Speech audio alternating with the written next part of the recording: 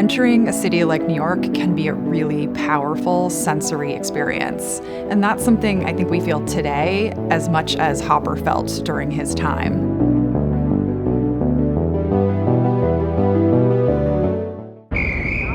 New York City was always in Hopper's life. First, he was a tourist when he was growing up in the Hudson River town of Nyack, just north of the city. Later, he became a commuter, coming into the city via ferry for art classes. And finally, and also quite early in his career, he moved here permanently in 1908. And this is not an uncommon New York trajectory, that people have visited New York, that they've come here for school, or that they've taken trips here, and that ultimately it's the place they want to be. And that was certainly the case for Hopper.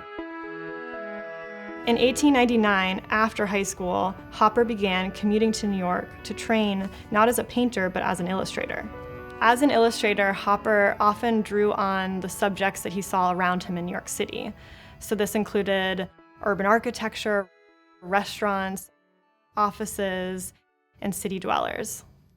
For Hopper, the early training as an illustrator really allowed him to hone his eye as a draftsperson and as a painter.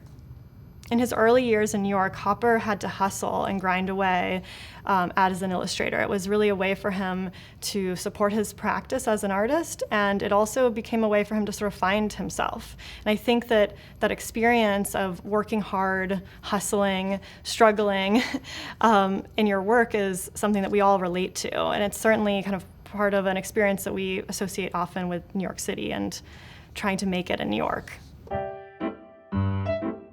Hopper's studio and residence at 3 Washington Square North really became a key site for him as both a living and working space. And of course, by 1924, when he married the artist Josephine Nivison, it became a shared space as well. The building itself had a really interesting cultural history. It was a building built in the 1830s, but was later converted into artist studios and had housed the likes of John Dos Passos, William Glackens, and at the time that Hopper moved in, Rockwell Kent. One can easily imagine why, in the 1940s, when there was the possibility that the building might be taken over by New York University, that Edward and Josephine Hopper decided it was important to fight for this building.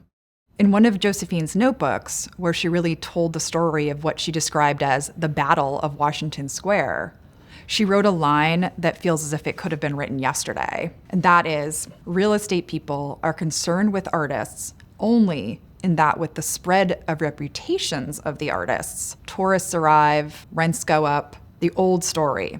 Then the artist must go. Make room to accommodate expensive renovations. And that was written in 1946.